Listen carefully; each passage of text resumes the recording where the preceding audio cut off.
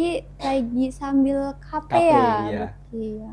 Itu fixnya itu pokoknya intinya di malam-malam terakhir baru itu bisa ketemu fix. Itu nggak tahu kenapa kalau misal deketin deadline tuh otak tuh langsung jalan. Bener, mahasiswa banget nih. Langsung jalan.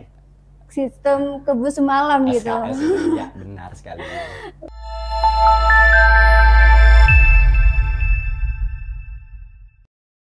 Assalamualaikum warahmatullahi wabarakatuh.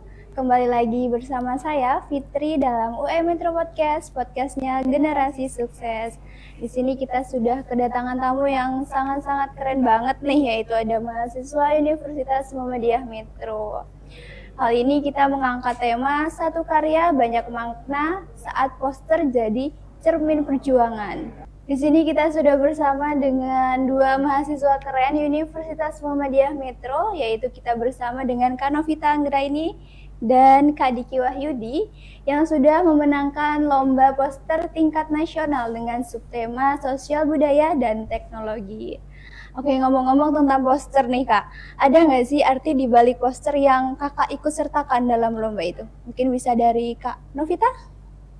Kalau dari aku kan aku ngambil tema sosial budaya nih Kak. Iya, betul. Nah, di balik itu kan kalau tema besarnya lomba ini tuh tentang SDGs, pembangunan berkelanjutan. Jadi aku ngambil sosial budaya ini tuh buat ngajak anak-anak muda untuk nggak melupakan budaya gitu Kak. Dimana di situ aku ada masukin elemen kayak misal candi yang ada di Bali itu tuh di situ jadi pusat pendidikan gitu. Oke, jadi maknanya lumayan dalam juga ya teman-teman. Kalau dari Kak Diki nih? Ya kalau dari saya itu kan mengambil tema teknologi nih. Jadi saya di sini mengajak para Gen Z. Nah, Gen Z itu sebagai pionir perubahan, agent of change di era sekarang yang SDGs itu. Jadi di sini mengajak bahwasanya tuh Gen Z tuh nggak muluk-muluk yang katanya cepat males segala macem kan. Nah, Gen Z tuh kalau bisa tuh harus berkelanjutan lah lingkungan skala kayak SDGs itu tadi. Jadi kita untuk tema itu mengajak lah para Gen Z. Oke, sebenarnya maknanya tuh dalam-dalam banget ya Kak ya. Nah, gimana sih proses kakak-kakak ini menemukan ide atau pesan yang kuat yang ingin disampaikan lewat poster itu? Mungkin dari Kak Diki? Kalau ide itu kan kebetulan waktu masih KP, waktu ini lagi sibuk-sibuknya iya, ya? sibuk-sibuknya itu waktu masih KP. Itu kebetulan waktu mengambil data untuk laporan KP ada nih ide, oh iya, saya kan Gen Z kan. Gimana kalau semisal saya mau ngajak ke generasi saya gitu, bahwasanya itu kita tuh nggak males gitu loh intinya. Itu ide itu kadang itu muncul secara tiba-tiba. Kadang kita waktu mau buat nih, udah niat mau bikin ide apa gitu kan, itu nggak ketemu. Tapi ketika kalau misalnya lagi main game atau lagi sibuk-sibuknya itu mesti ada aja, Bisa tiba-tiba, iya, tiba-tiba gitu ya Kak ya. Oke, kalau dari Kak Novita nih? Kalau dari aku sendiri itu udah mulai ada minat di bidang budaya gitu. Jadi milih buat ngusung tema itu. Terus kalau cari inspirasi gitu biasanya dari internet gitu sih Kak, searching browsing. Jadi udah dipersiapkan dari jauh-jauh hari ya? Iya, betul. Oke, kalau dari Kak Diki nih kayak menyempatkan gitu ya Kak di sela-sela kesibukannya. Tapi alhamdulillahnya menang juga gitu. Apakah kakak-kakak melakukan riset dulu nih sebelum membuat poster itu? Dari Kak Novita boleh?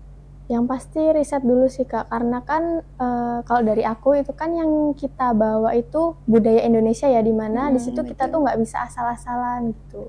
Itu aja sih. Oke, kalau dari Kak Diki gimana nih? Sama sih, itu juga melalui riset karena di dalam peraturan lomba tersebut tidak ada yang namanya tidak boleh sama gitu, artinya ada copyrightnya masing-masing. Kita nggak boleh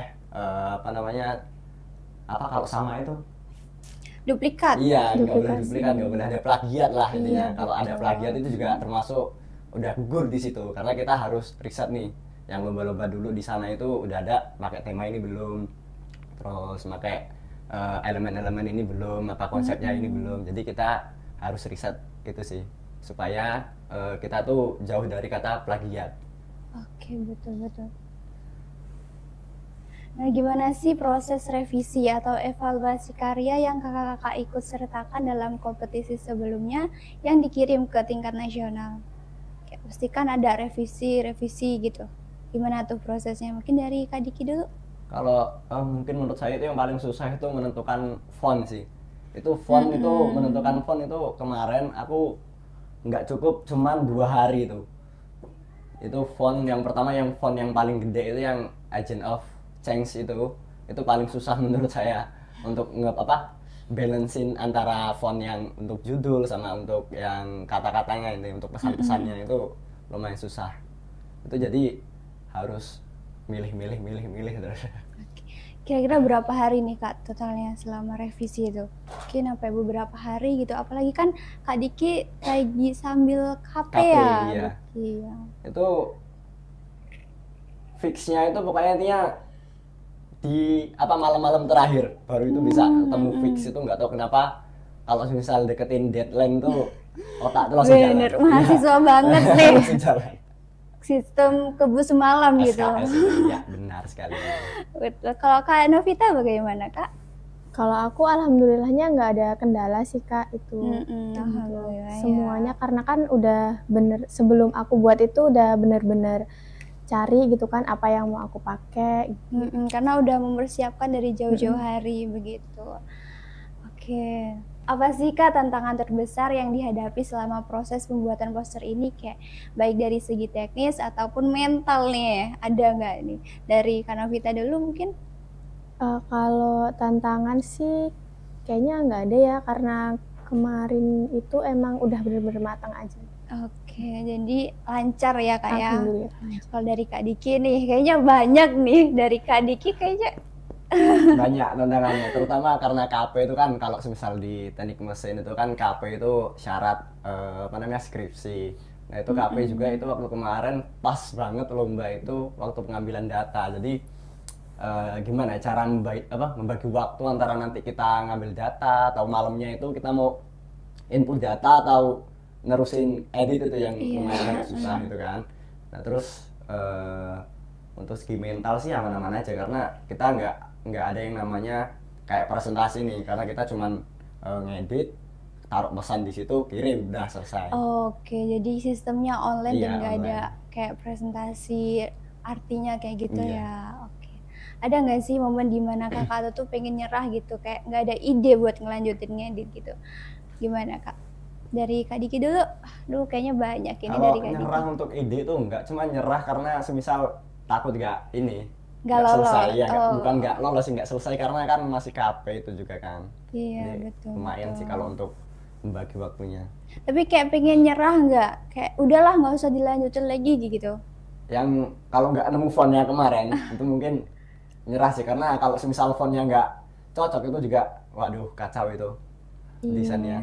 Karena desainnya lumayan bagus sih kalau kemarin menurut saya, nggak ada yang namanya, nggak ada enjoy-enjoynya kalau tempatku kemarin.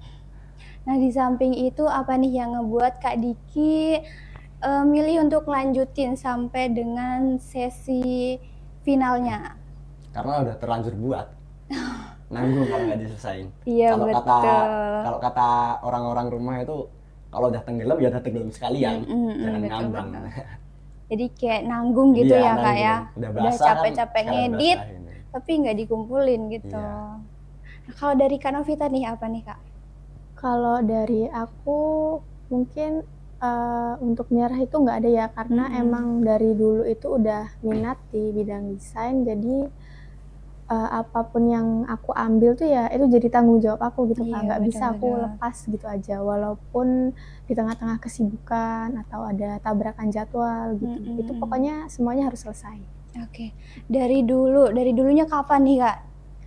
Dari SMP sih Kak. Oh, udah lama juga ya Kak, suka ya? sama editing gitu-gitu. Awal mulanya dari mana nih Kak ngeditnya? Atau langsung ke Canva atau? Enggak, dulu ini sih tren zaman apa sih itu? Ini editor berkelas. Nah, itu berkelas juga hidup lah ya, gitu. Player. Oh iya. Tapi dulu bener. lebih ke editing video gitu kan. Terus ya seiring berjalannya waktu namanya ini kan semakin berkembang ya, jadi awalnya ngikutin tren gitu Iya, ya Kak, terus benar. jadi seneng gitu. Nah, siapa aja sih Kak orang di sekitar Kakak ini yang paling berperan atau memberikan dukungan selama mengikuti kompetisi ini? Mungkin dari Kak Novita? Kalau aku pribadi sih tentunya dari orang tua ya, terus dari dosen juga itu support banget buat mahasiswanya untuk selalu kejar prestasi gitu. Oke, dari orang tua. Intinya yang paling berperan itu orang tua ya Kak ya. Kalau dari Kak Diki sendiri nih Kak? Sama sih, dari orang tua juga. Terus terima kasih juga buat teman-teman kosan yang selama KP sempat saya repotkan kalau semisal masih edit itu mesti kalian minta kayak misal mau mabar nih, nggak bisa dulu ya, sorry Nanti bisa dulu gitu ya, nanti dulu disampingkan dulu ya Kak ya yang mungkin mabar bisa ya. malam gitu kan. Thank you. Nah, menurut kakak-kakak apa sih makna sejati dari menang dalam kompetisi poster ini? Dari Kak Diki? Kalau menurut saya itu menang itu sebuah bukan sebuah pencapaian sih, itu sebuah berarti itu bahasanya itu saya itu lolos gitu, saya itu layak untuk di posisi tersebut. Jadi menang itu bukan hanya sekedar juara 1 nih, juara 2 nih. Jadi menang itu menurut saya itu apresiasi bahwasanya itu saya itu udah menyelesaikan apa yang memang sudah menjadi tugasnya ketika kayak misalnya lomba nih ada kayak rondonnya, terus peraturannya, berarti kan arti dari menang itu juga harus mentaati aturan-aturan itu. Jadi buat apresiasi lah intinya. Iya, tapi ada rasa pesimis nggak sih selama proses itu? Kalau pesimis sih enggak sih, karena juga di UAD ini kan untuk tahun kemarin juga alhamdulillah juga merebut 5 juara dari 6 kategori. Masya jadi makanya pede-pede aja sih. Jadi kayak udah langganan gitu ya. Pede kalau untuk di desain poster yang semisal yang di UAD lah. Kalau yang lain mungkin masih belum ada info kayak lomba-lomba poster gitu. Iya, tapi udah mengikuti yang lain juga nih Kak. Iya, lumayan. Selain UAD. Kalau dari Kak Novita nih Kak, menurut Kakak apa sih makna dari menang itu? Kalau menang sih buat aku bonus aja sih Kak, karena kan yang penting kita tuh mau berusaha aja. Iya, betul. Urusan menang atau kalah tuh belakangan. Itu tuh ibarat apresiasi aja gitu. Oke, jadi sangat-sangat menikmati prosesnya ya. Iya, gitu. benar. Tapi selama prosesnya ada nggak sih ngerasa kayak pesimis juga gitu? Atau nggak ada nih? Nggak ada sih Kak. Nggak ada, alhamdulillah nggak ada ya. Oke, untuk rencana kedepannya apakah akan terus berkarya di bidang desain ini atau mau coba ke bidang yang lain nih? Kalau dari Kak Novita? Kalau aku pribadi masih tetap di desain, itu juga sambil pengen nyoba ke bidang lain sih Kak, kayak misal esai gitu. Oke. Jadi kayak udah cinta sama desain ya? Iya. Kalau dari Kak Diki? Tetap di bidang desain, cuman sekarang lagi merambat ke KTI. Apa ke tuh? karya tulis ilmiah. Jadi kemarin yang waktu sebenarnya itu motivasi saya itu waktu ketika Peksimida kemarin itu kenapa sih Pak saya juara 2 gitu loh dalam desain Peksimida Provinsi Lampung kemarin kan. Apa sih yang kurang? Nah, terus baru kan evaluasi ternyata kemarin yang di UAD juga dapat juara. Nah, terus sekarang merambat ke LKTI juga karena lebih seneng ke riset sih, bagian riset. Sekarang kan apalagi lagi gencar-gencarnya itu pembangunan berkelanjutan, terus pembangunan juga yang ramah lingkungan intinya kan. Apalagi kan permasalahan sampah di Indonesia juga lumayan masih banyak lah, sampah plastik terutama plastik itu. Nah, jadi masih pengen ke situ sih, ke karya tulis ilmiahnya untuk kemarin juga tadi malam pengumuman lolos abstrak alhamdulillah di UMS Muhammadiyah Surakarta. Itu mohon doanya ya untuk teman-teman supaya bisa bawa nama baik UM Metro di ajang nasional LKTI. Iya, semoga bisa menang ya Kak ya. Jadi masih proses ya sekarang. Iya, kalau kemarin cuma masih masuk 10 besar sih, kalah sama Udayana, terus ITS. Wah, itu mereka orang hebat-hebat banget itu. Masya Allah sekali. Jadi nggak cuma di bidang desain aja ya Kak Diki, udah merambat ke bidang-bidang yang lain. Masya Allah.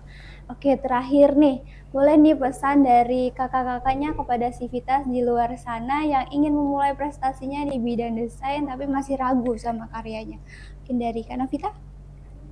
Buat teman-teman di luar sana itu jangan malu, jangan ragu gitu kan kalau mau coba.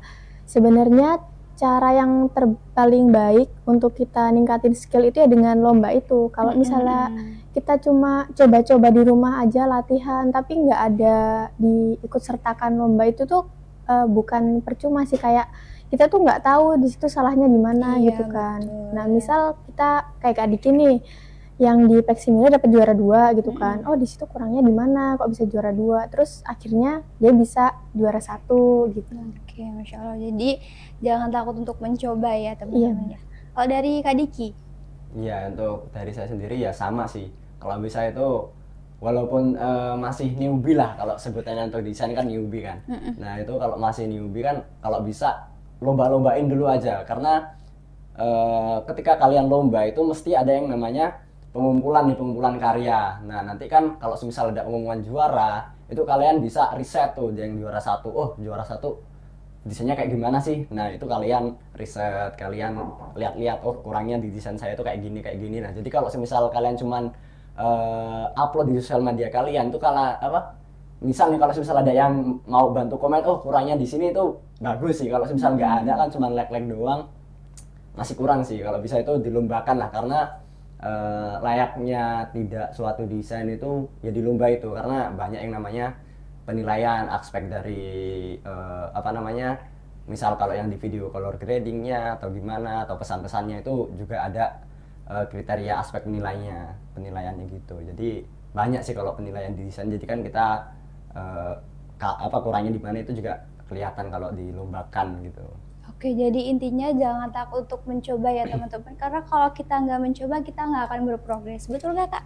Betul. Betul. Oke, jadi nggak kerasa banget kita udah selesai aja nih, saking serunya ya Kak ya. Oke, jadi terima kasih waktunya untuk Kak Novita dan Kak Diki dalam sesi ini. Terima kasih juga buat teman-teman. Jangan lupa like, subscribe, dan komen. Saya akhiri. Wassalamualaikum warahmatullahi wabarakatuh. Waalaikumsalam. Bye-bye.